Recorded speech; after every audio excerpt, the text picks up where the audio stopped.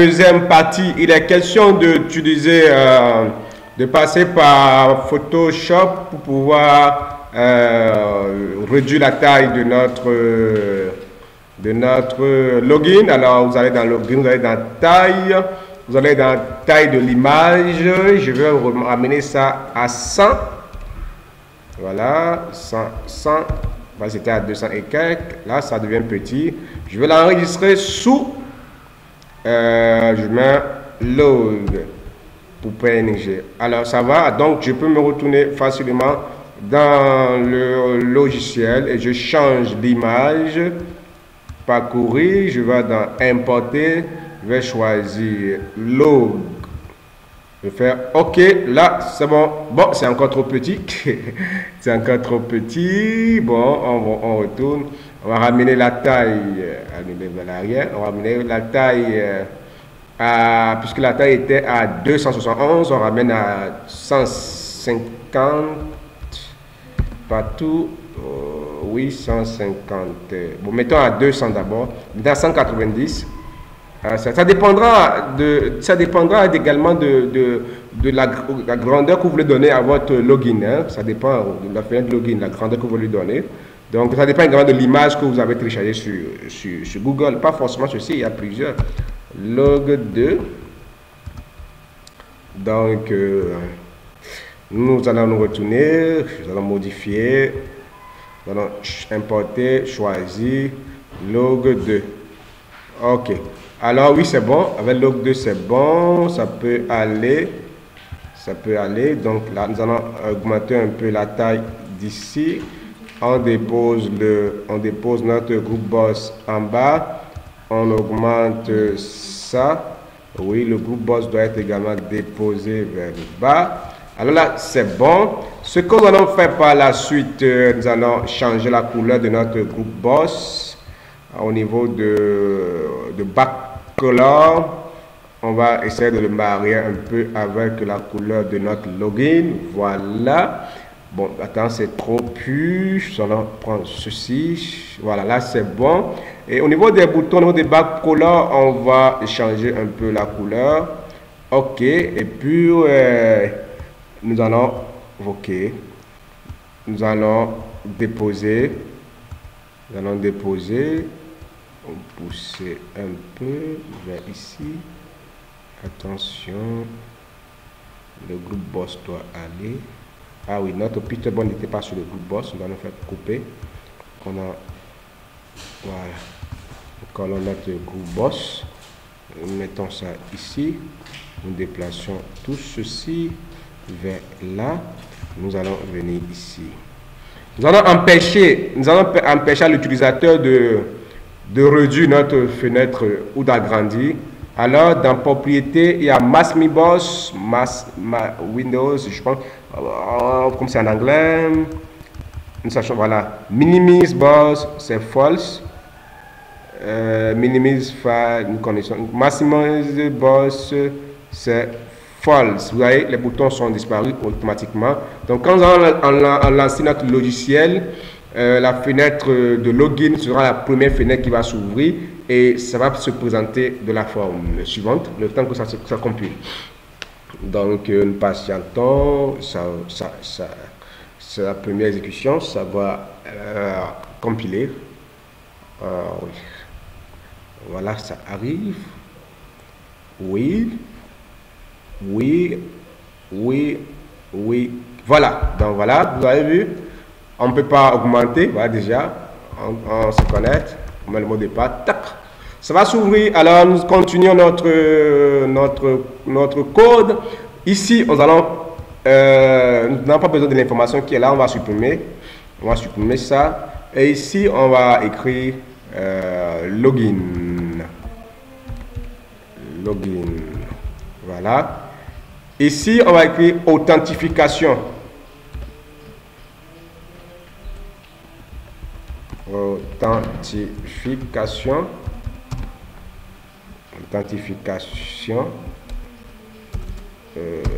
Voilà. On peut décider de jouer un peu sur la taille. Donc, la taille de notre test, ça, au niveau de font. Au niveau de font, vous pouvez changer le caractère, le type utilisé, gras, oblique.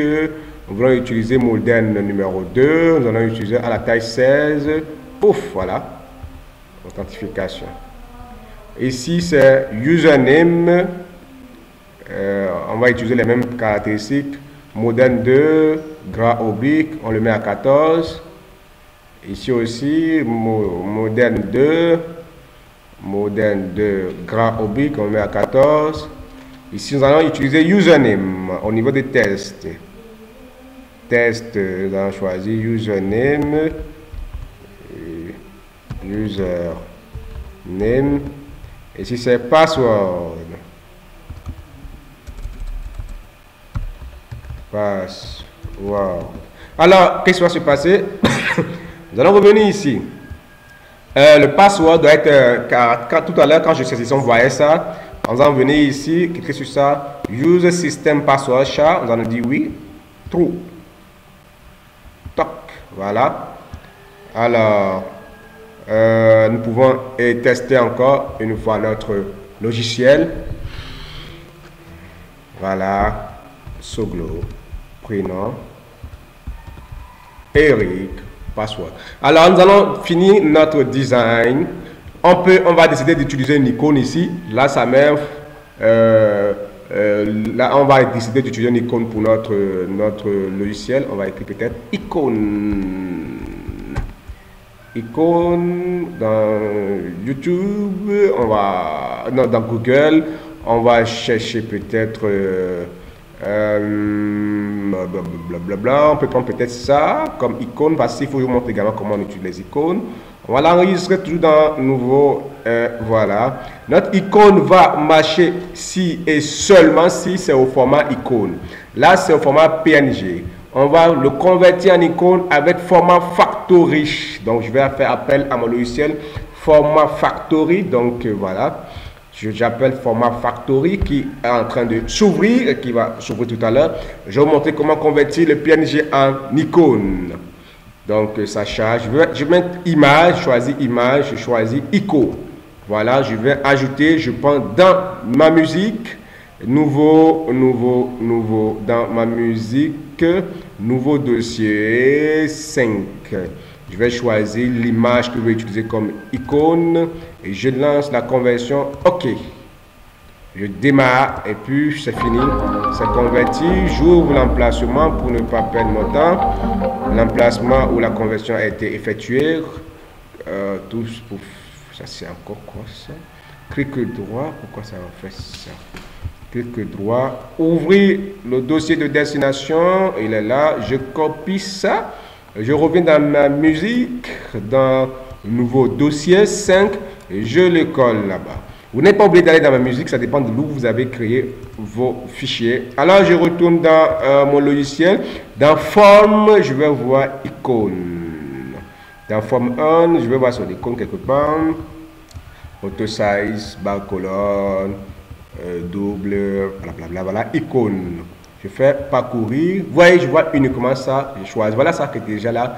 Forme 1, on va changer le nom. On va écrire login. Alors, je quitte toujours forme. Au niveau des tests, écrit forme 1, je vais écrire login. Login. Alors, c'est bon. Je lance notre login. On finit avec les boutons. Un peu de design au niveau des boutons aussi, parce que je prends un bouton standard. Alors, pour les boutons, nous allons aller dans apparence. On va travailler un peu dans l'apparence, au niveau de l'apparence. Dans board color, nous allons choisir peut-être une couleur comme ça. Dans font et tout ça, for color. Bon, là, nous allons laisser d'abord le bouton. On va voir les boutons après. Je vais créer un type de bouton qu'on va utiliser après.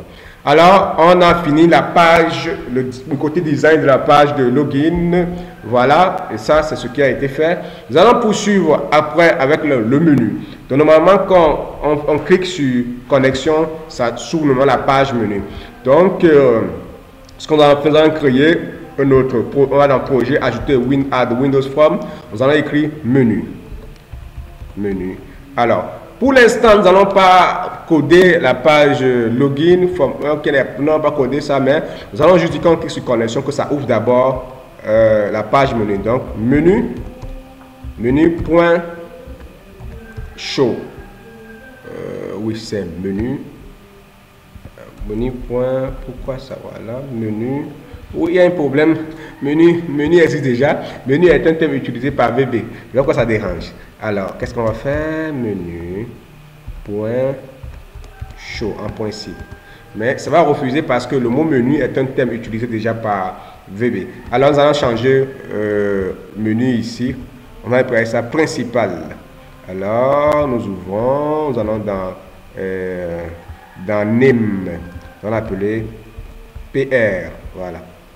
Ok. Nous allons revenir ici. Là, nous allons demander pr.show. Voilà. PR. Ok, il est là.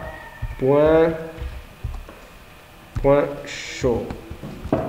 Voilà. Donc, c'est bon. Donc, on suppose que toutes les conditions ont été déjà remplies, sont parfaitement remplies. Quand il écrit succession, ça ouvre menu PR. Maintenant, on va dire que quand il ouvre PR, qu'il masque. Voyez ici, PR est ouvert, mais lui, il est toujours là. Donc, il y a un problème. Donc, il ouvre PR et lui disparaît. Alors, on va dire mi.visibility égale false. Ou mi.hide. Ça dépend. Mi.hide pour masquer. Bon, avant, j'utilisais visibility. On va voir, hein, parce qu'il y a longtemps que je n'ai pas programmé avec... voilà, donc il a disparu. Donc, on va s'arrêter là pour la deuxième partie. On se retrouve dans la troisième partie où on va créer le menu strip dans notre barre de menu et on va créer les autres formulaires. On continuera avec notre logiciel.